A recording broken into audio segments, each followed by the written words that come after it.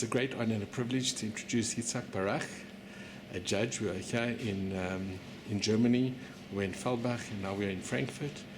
And it has very tremendous significance because your father left Germany. Can you tell our listeners, amazingly, when did your father leave Germany? Well, he lived in Germany. It was later East Germany, in a small town called Eisleben.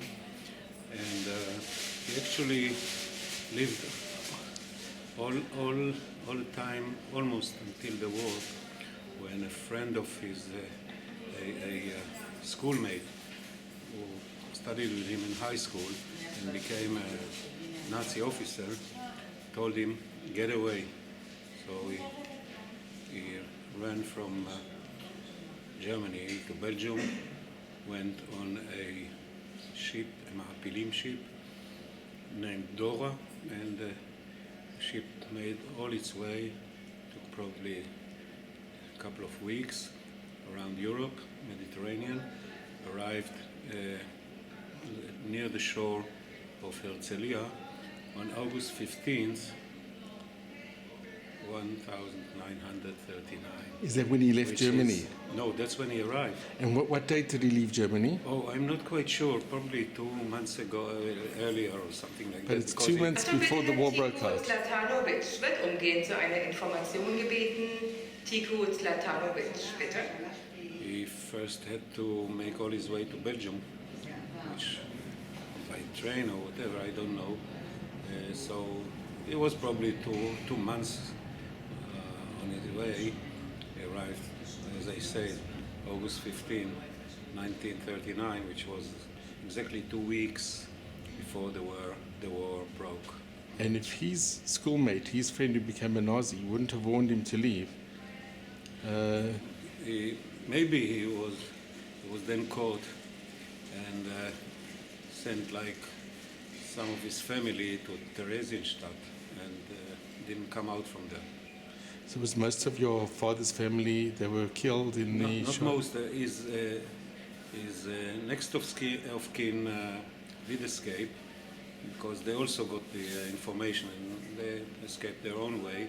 His parents and his sister and a brother. One of his brothers actually left Germany much earlier because he was a chalutz, so he left much earlier. A pioneer. But his sister and his two parents, they managed to escape also. They lived in Israel and died in Israel. Another brother didn't escape. He was a lawyer in Berlin, but he escaped to Belgium. And in Belgium, he managed to escape Brussels into a small town called Namur, where a priest gave him shelter in his church for about 4 years. And then after the war, he came out from there and remained in Belgium. He lived in Belgium until his last day. But your father, he kept his German traditions when he came to Israel? Well, he was A Yeke. he was a Yeke with all what it takes. He didn't speak properly Hebrew. He spoke German. And he read German newspapers? Sorry? He read German newspapers? Yes, he did read German newspapers, and he lived all his life in Yiddish or German. Did he ever go back to Germany? Oh yes, several times, because when he started to get the shilumim, he was awarded an annual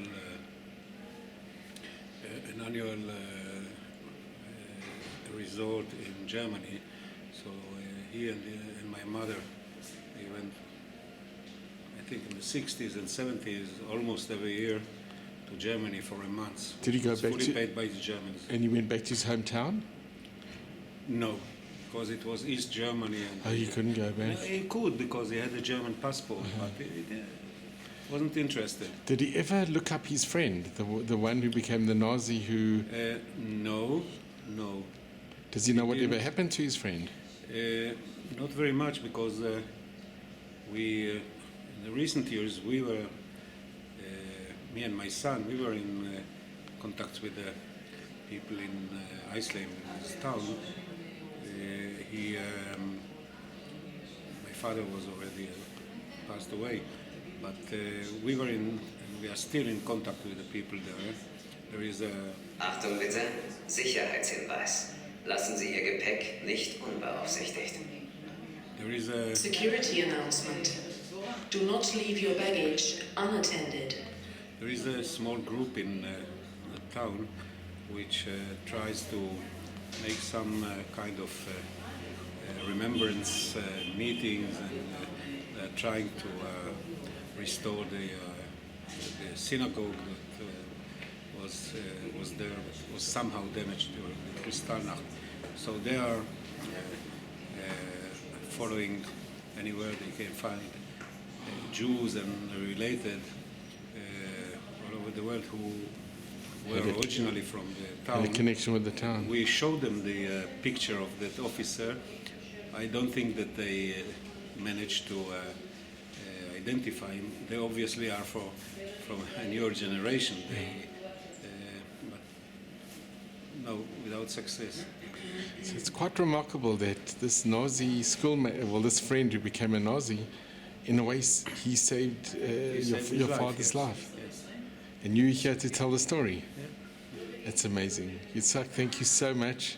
Thank you. And it's just been Kristallnacht. We've just Yeah, celebrated. we just heard about it. And here we've been in Germany, and it must have been very emotional in a way, coming back to Germany. I know that during the Kristallnacht, an uncle of my father, who eventually was taken to Theresienstadt, but during the Kristallnacht he was beaten very hardly, and we spoke to an old neighbor of him who told us that he remembers until today. That neighbor is in his 80s today, but he remembers until today the Kristallnacht and how he saw the uncle being badly beaten. He says that any time he remembers that, he starts to cry because it hurt him. Well, Baruch Hashem, you're here, and Yeah. thank you for We are here, and sharing history. And Yeah. to think that your father left, he died, two he months, died in Israel but he at left- the age of 93. he left 2 months before the outbreak of the Shoah, before the war started in 39. Thank you so much.